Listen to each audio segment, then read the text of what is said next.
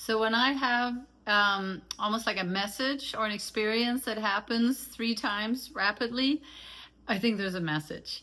And what I'm talking about here is the use of AI in your partnership, in your romantic relationships, maybe in other kind of relationships you have.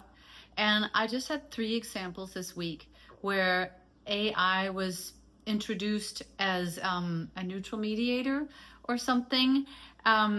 And each party would feed the whole conversation of some back and forth into AI.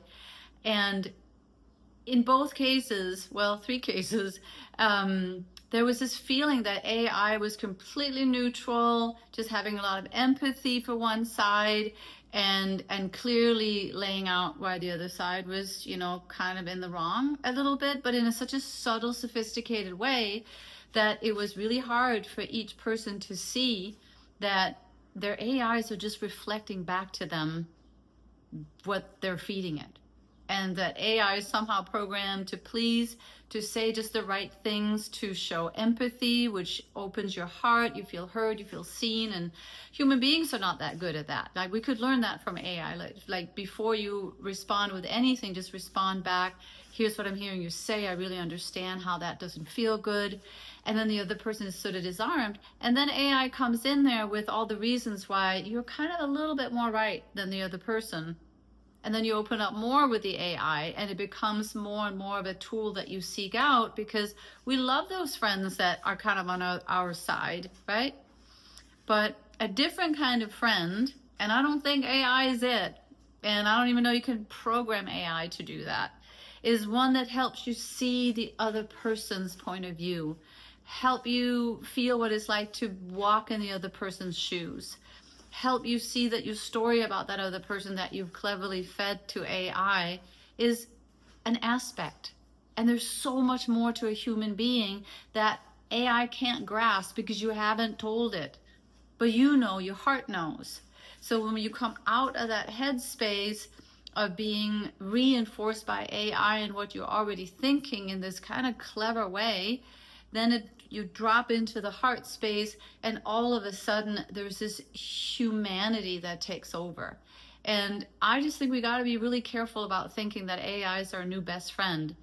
And even that we want a best friend who always empathizes and takes our perspective for the most part. Maybe just enough of the other person's perspective to make it not too obvious that really you're just being placated in what you already think. And if you were to look at what the other person's AI is producing, you'd probably be mortified.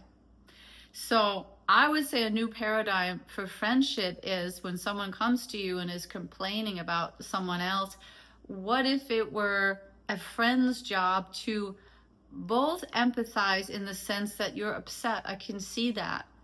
Where do you feel that in the body? What does that remind you of? Like, in other words, what's being triggered here that's probably way older than this situation with this person?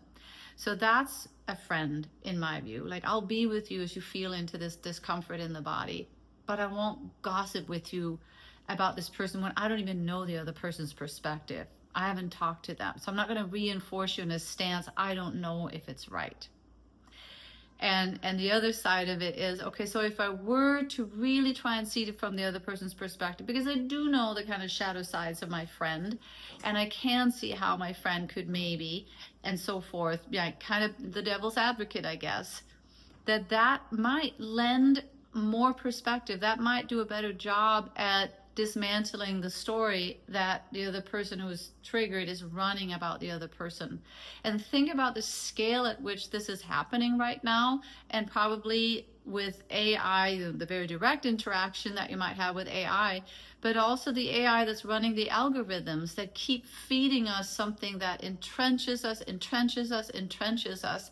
And unless you very deliberately try to hear perspectives from all sides of a matter, it's so easy to fall into some sort of a groove where we vilify and otherize and polarize with the other. And the human heart doesn't get a word in edgewise, because the human heart actually does see the higher self, the divine being, the tenderness in this other person. and is not so prone to making the other person this person who's completely in the wrong, said my AI. So I don't know if you guys have had similar experiences where it's been really tempting to use AI to get someone to side with you and empathize with you. The empathy is good. Let's learn from that. Let's learn that when someone tells us something, we first reflect that back to them. Here's where what I'm hearing you say. Here's where I'm sensing that you're really hurting. Where are you feeling that? I want to be with you as you feel that. That sounds bad, right?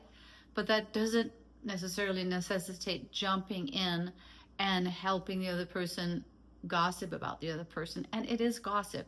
If you talk about someone who's not there and you were not privy to their, maybe an argument or whatever they had going on, and you might not even know the other person, and then to start advice giving in that scenario, it may just make matters worse, not better. Matters get better when we come back into the human heart, into the divine essence of our own heart, where we start seeing each other through the eyes of God, through the eyes of love, through the eyes of empathy, through the eyes of compassion. And I think the forces that be that stand behind these machines and algorithms and AI services and all of that, there's a reason why it's so cheap, right? It's like, it's maybe something that we should all question just a little bit. Let AI be your secretary, right? Take the information, sort this for me, make a logical schedule, that kind of thing. But having AI be in your own little echo chamber relationship therapist, I don't know that that's gone all that well. And I wonder how many relationships have gone south, or two people have separated because they've each been reinforced in a painful, pain body, wounded self stance that comes from this way of interacting. I'd love to hear what experiences you have with this, or whether this is as prevalent as I am starting to think it is, just because I have 3 examples in 1 week.